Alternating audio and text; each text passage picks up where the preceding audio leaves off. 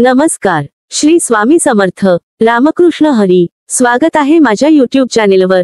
आज आपण वारकरी सदाशिव आणि विठ्ठलाची लीला, एक मनोरंजक आणि प्रेरणादायी गोष्ट पाहणार आहोत. तुम्हाला वारकरी भक्ती आणि विठ्ठलाच्या लीला आवडतात का? तुम्हाला कधी असे वाटले आहे का की तुमची भक्ती कमी आहे? तुम्हाला कधी असे वाटले आहे का की भगवान तुमच्याकडे दुर्लक्ष करत आहेत? जर होय, तर हा व्हिडिओ तुमच्यासाठीच आहे. आज आपण वारकरी सदाशिव नावाच्या एका गरीब ब्राह्मणाची गोष्ट पाहणार आहोत, ज्याची भगवान विठ्ठलावर अढळ निष्ठा होती. सदाशिवची कथा आपल्याला शिकवते की निष्ठेने केलेली भक्ती कधीही व्यर्थ जात नाही. विठ्ठल आपल्या भक्तांची काळजी घेतात आणि त्यांच्या परीक्षांमधून त्यांना मार्गदर्शन करतात. तर मग थांबू नका, आजच व्हिडिओ पहा आणि सदाशिव आणि विठ्ठल यांच्या लीलेमध्ये हरवून जा. तुम्हाला नक्कीच प्रेरणा आणि आनंद मिळेल. आणि लक्षात ठेवा, भक्तीचा मार्ग कधीही सोपा नसतो, पण शेवटी विजय तुमचाच होतो. पुण्यातील जुन्या पेठेत सदाशिव नावाचा एक गरीब ब्राह्मण राहत होता. तो अतिशय गरीब होता, पण त्याची भगवान विठ्ठलावर अढळ निष्ठा होती. दरवर्षी तो पंढरपूरची वाटचाल करायचा, पण प्रत्यक्ष दर्शन घेणे त्याच्या नशिबी नव्हते. तरीही तो निराश होत नव्हता. दरवर्षी तो पंढरपूरला जाऊन मंदिराच्या बाहेरूनच दर्शन घेऊन समाधान मानत असे. एके वर्षी सदाशिवला खूप वाईट वाटलं. त्याच्याकडे अन्नधान्य तर सोडाच, पण पंढरपूरची यात्रा करण्याइतके पैसेही नव्हते. निराश होऊन तो घरात बसला होता. रात्रीच्या शांततेत सदाशिवला स्वप्न आले. त्या स्वप्नात त्याला एक तेजस्वी पुरुष दिसला, ज्यांच्या तेजामुळे सारा परिसर उजळून गेला होता.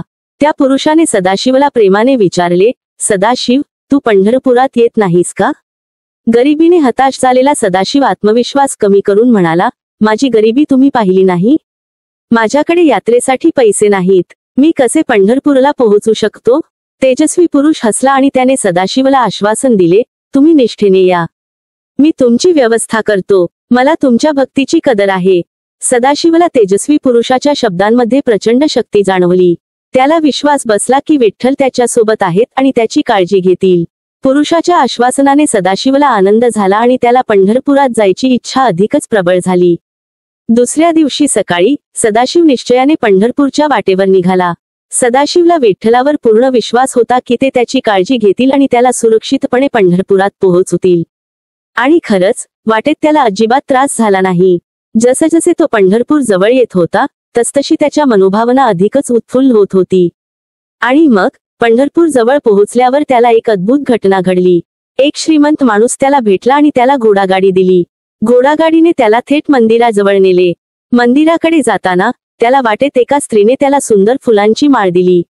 मंदिरात पोहोचल्यावर सदाशिव अजून आश्चर्यचकित झाला. तो बाहेरच बसला, कारण त्याला आत जाण्याचा धैर्य नव्हता. त्याचवेळी मंदिरातून एक पुजारी बाहेर आला. त्याच्या हातात सोन्याचा थाल होता, ज्यात नैवेद्य आणि दक्षिणा होती. पुजाऱ्याने सदाशिवला प्रसाद दिला आणि म्हटले, पंढरीनाथांचे तुम्हाला हे प्रसाद. सदाशिव अत्यंत आश्चर्यचकित झाला. त्याने पुजाऱ्याला विचारले, पण मी आत गेलो नाही, दर्शनही घेतले नाही, मग मला प्रसाद कसा मिळाला? पुजारी हसला आणि म्हणाला, तुम्ही बाहेरूनच दर्शन घेतले आहे. पांडुरंगाला तुमची निष्ठा कळली आहे. त्यांनीच तुम्हाला हा प्रसाद दिला आहे. सदाशिव भावविभोर झाला. त्याच्या डोळ्यातून अश्रू वाहू लागले. त्याने हात जोडून विठ्ठलाचे मनोमन आभार मानले. त्याला समजले की निष्ठेने केलेली भक्ती कधीही वाया जात नाही. भगवान आपल्या भक्तांची मनोभावना ओळखतात आणि त्यांची काळजी घेतात. या अद्भुत अनुभवाने सदाशिवचा विश्वास आणि भक्ती अधिकच पक्की झाली. त्याला विश्वास बसला की विठ्ठल नेहमीच त्याच्या सोबत आहेत आणि त्याची काळजी घेतील. सदाशिवची कथा आपल्याला शिकवते की भक्तीचा मार्ग नेहमीच सोपा नसतो. आपल्याला अनेक अडचणी आणि आव्हानांना सामोरे जावे लागते, पण निष्ठा आणि विश्वास ठेवून आपण कोणत्याही परिस्थितीवर मात करू शकतो आणि भगवंताचा आशीर्वाद मिळवू शकतो. विठ्ठल सदैव आपल्या भक्तांची काळजी घेतात. त्यांनी सदाशिवची परीक्षा घेतली आणि त्याला त्याच्या भक्तीचे फल मिळवून दिले. आपणही विठ्ठलावर विश्वास ठेवून त्यांच्या कृपेचा अनुभव घेऊ शकतो. जर तुम्हाला आमचा व्हिडिओ आवडला असेल तर कृपया आमच्या चॅनेलला लाईक करा, शेअर करा आणि सबस्क्राईब करा.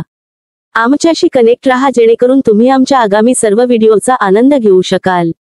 धन्यवाद. रामकृष्ण हरी.